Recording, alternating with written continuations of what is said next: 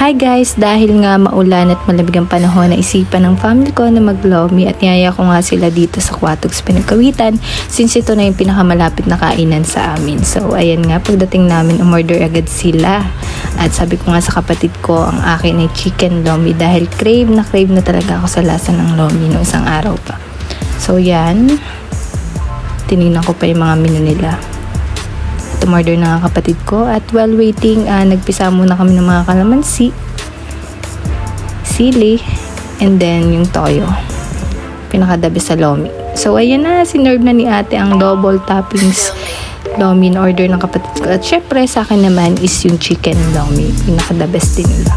So ayan nga, tinikman na ng kapatid ko. First bite. At hinalo-halo-halo pa niya. Sabi nga, ay tikmay. Tuwang-tuwa siya kasi ang sarap daw ng lomi.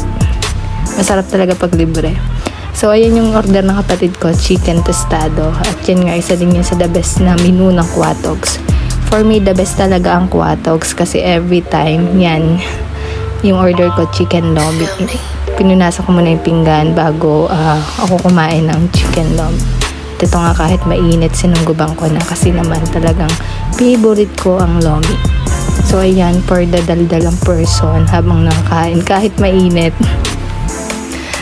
Favorite ko talaga ang Quatogs. Every time na nagkikrave ako sa lomi, order lang ako sa Foodpanda. Then ayun, masarap talaga ang pansit dito sa Quatogs.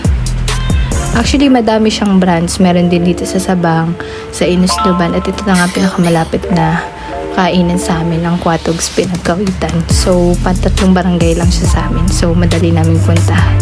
So, ayan.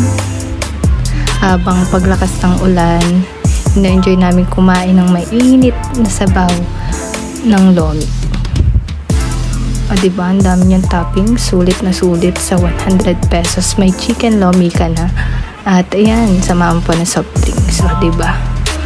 For the kain ng mga person. At yan, tapos na kaming kumain. Hindi kami makaalis ng at sobrang lakas ng ulan. So, thank you for watching guys.